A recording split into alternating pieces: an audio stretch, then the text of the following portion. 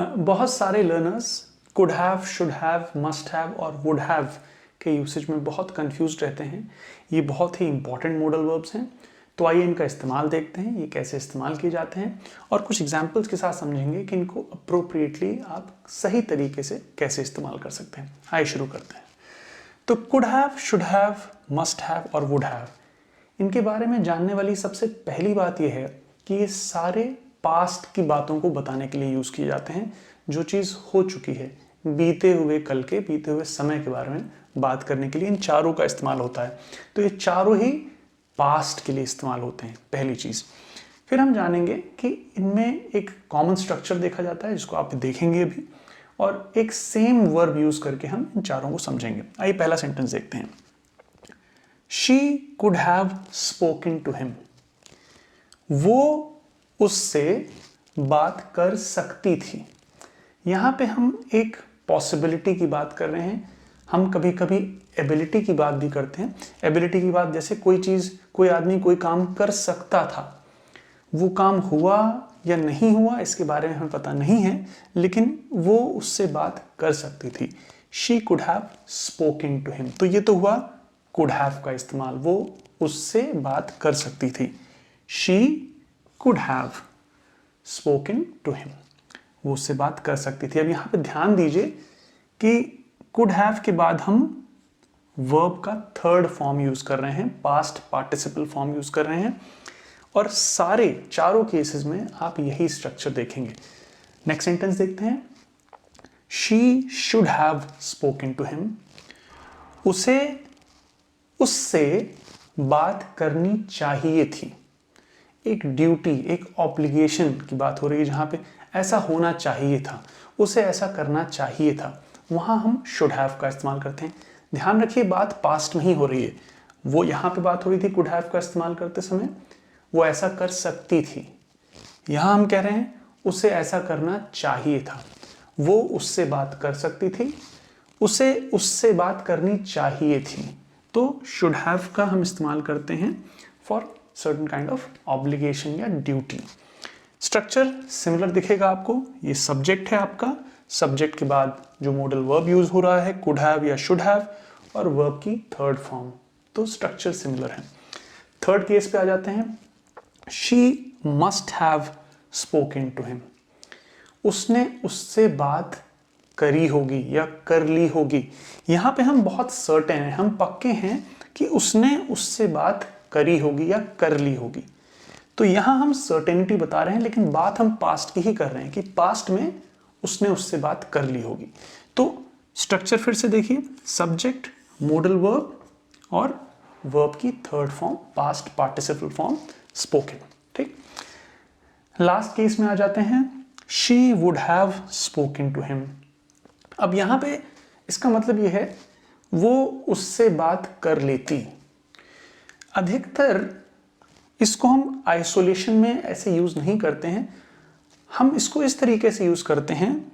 She would have spoken to him if she knew. मान लीजिए हम ये कह रहे हैं, she would have spoken to him if she knew, मतलब अगर उसे पता होता तो वो उससे बात कर लेती, इफ। तो इस टाइप के सेंटेंस को हम थर्ड कंडीशनल भी बोलते हैं, जहां हम किसी पास्ट के बारे में एक कंडीशन दे रहे हैं। अगर उसे पता होता, जो अगर और मगर वाली बातें होती, अगर उसे पता होता तो। इफ शी न्यू, अगर हम इसको इस तरीके से बोलें, कंडीशनल को पहले रखें, if she knew then she would have spoken to him, या हम ये भी कह सकते हैं she would have spoken to him if she knew. तो वो उससे बात कर लेती। स्ट्रक्चर देखिए, सब्जेक्ट है, मॉडल वर्ब है, वर्ब की थर्ड फॉर्म है, पास्ट पार्टिसिपल फॉर्म है। तो एक क्विक समरी देखिए यहाँ पे हुआ क्या है। इन चारों को एक साथ पढ़ने का ये यूज है कि आप इन चारों को एक साथ समझ सकते हैं, एक ही कॉन्टेक्स्ट में समझ सकते हैं। यहाँ बात करने, एक आदमी एक दूसरे इंसान से बात करना चाह रहा है, उसी वर्ब को इस्तेमाल किया गया है। स्ट्रक्चर बिल्कुल सेम है, पास्ट के बारे में बात हो रही है, subject, modal verb, should have, could have, must have, would have, चारों में से कुछ भी यूज करेंगे आप, और वर्ब की थर्ड फॉर्म लगाएंगे। उसके बाद जो भी आपका ऑब्जेक्ट है उसको इस्तेमाल करेंगे। तो she could have spoken to him, वो उससे बात कर सकती थी। She should have spoken to him, उसे उससे बात करनी चाहिए थी। She must have spoken to him, उसने उससे बात कर ली होगी। और she would have spoken to him, वो उससे बात कर लेती अगर उसे पता होता। तो हम अधिकतर इसको थर्ड कंडीशन, आप ये भी बोल सकते हैं वो उससे बात कर लेती, लेकिन ये सेंटेंस कुछ इनकम्प्लीट से लगेगा आपको। वो उससे बात कर लेती, वो उससे बात कर लेती अगर उसे पता होता। तो अधिकतर हम वुड हैव का इस्तेमाल थर्ड कंडीशनल के लिए करते हैं। वर्ब की थर्ड फॉर्म रहेगी हर जगह और स्ट्रक्चर सेम रहेगा आपके लिए, subject, modal verb and then the third form of verb which is the past participle form. अगर आपको पास्ट पार्टिसिपल के फॉर्म को समझना है या वर्ब की थर्ड फॉर्म समझनी, तो आप मेरा वर्ब पे जो बना वीडियो है मैं लिंक शेयर कर दूंगा इसमें डिस्क्रिप्शन में, आप वहाँ से देख सकते हैं। आपको कोई डाउट हो इनमें किसी तरीके का, आप प्लीज़ मुझे कमेंट्स में बताइए। I will be very happy to help you there. I hope it helps. Take care. आइए इस वीडियो में देखते हैं कि मॉडल वर्ब कुड को हम कैसे कैसे इस्तेमाल कर सकते हैं। अगर आपको मॉडल वर्ब्स के बारे में जानना है तो आप मेरा वर्ब से जो वीडियो ऑलरेडी बना हुआ है उसको देख सकते हैं। अभी जानते हैं कि कुड को हम कैसे कैसे इस्तेमाल कर सकते हैं, जो उसके कॉमन इस्तेमाल हैं वो क्या क्या है। आइए देखते हैं। पहला और सबसे जो कॉमन यूज़ है कुड का वो ये है कि पास्ट में एबिलिटी बताना। कोई चीज़ पहले इंसान अगर कर सकता था आज नहीं कर सकता है, उसके बारे में बात करने के लिए हम कुड का इस्तेमाल करते हैं। जैसे I could run 5 miles when I was 10। जब मैं 10 साल का था तो मैं 5 मील दौड़ सकता था। अब ये अगर मैं कहूँ जब मैं 5 साल का था, जब मैं 10 साल का था तो मैं 5 मील दौड़ सकता था, हालांकि मेरी अभी की एबिलिटी के बारे में वो कुछ नहीं बताता, लेकिन ये बताता है कि 5 साल का जब मैं था तो ये कर सकता था। पास्ट में एबिलिटी बताना। नेक्स्ट इस्तेमाल जो कि एक और कॉमन इस्तेमाल है वो है polite request for permission. Could I borrow your pen. Could I borrow your pen, simply हम कह रहे हैं क्या मैं आपका पेन बोरो कर सकता हूँ। तो एक रिक्वेस्ट है, पोलाइट रिक्वेस्ट है, परमिशन मांगी जा रही है किसी से पेन लेने के लिए जिससे आप उसको इस्तेमाल कर सकें। तीसरा इस्तेमाल टू एक्सप्रेस अनसर्टेनिटी, अनिश्चितता को बताने के लिए। कोई चीज़ निश्चित नहीं है, कोई चीज़ पक्की नहीं कि ऐसी है या नहीं, तो आप कुड का इस्तेमाल कर सकते हैं। कैसे? आई कुड बी रॉन्ग, मैं गलत हो सकता हूँ, but I think the meeting is at 2 PM।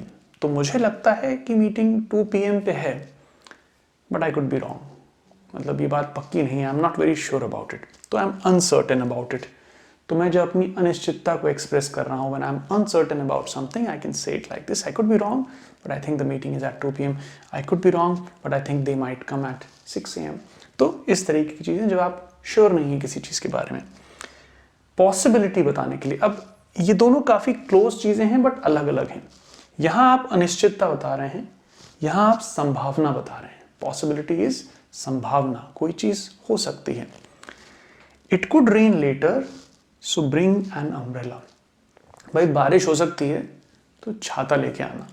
तो it could rain later so bring an umbrella. यहाँ पे आप इसमें कंफ्यूज मत होइएगा। कई लर्नर्स को, मैंने कई स्टूडेंट्स को देखा है इसमें कंफ्यूजन की, सोचते हैं ये तो सेम बात है, एक अनसर्टेनिटी है एक संभावना है। बट पॉसिबिलिटी और अनसर्टेनिटी दोनों डिफरेंट चीज़ें हैं। अनसर्टेनिटी है कम होना पॉसिबिलिटी की, पॉसिबिलिटी कम है किसी चीज़ की, आप पक्के नहीं हैं, आप श्योर नहीं हैं, वो अनसर्टेनिटी है। संभावना किसी चीज़ के होने की एक्सपेक्टेशन है, कोई चीज़ हो सकती है। तो it could rain later so bring an umbrella. I could be wrong but I think the meeting is at 2 PM। फिर पोलाइट ऑफर्स के लिए भी हम कुड का इस्तेमाल करते हैं। I could help you with that if you'd like. तो आप किसी की अगर हेल्प करना चाह रहे हैं, भाई सीधे सीधे जाके आप मदद नहीं करना चाह रहे हैं, आप उससे पहले पूछना चाह रहे हैं कि अगर आप चाहते हैं तो मैं आपकी मदद कर सकता हूँ, अगर आप चाहें तो मैं आपकी मदद कर सकता हूँ। आई could help you with that if you'd like. तो और भी इस्तेमाल हैं बट कॉमन इस्तेमाल कुड के ये हैं। इस डिस्कशन के बाद आपका कुड से या किसी और भी टॉपिक से रिलेटेड कोई क्वेश्चन है, प्लीज़ मुझे कमेंट्स में लिखिए। I will be very happy to help you there. I hope it helps. Take care.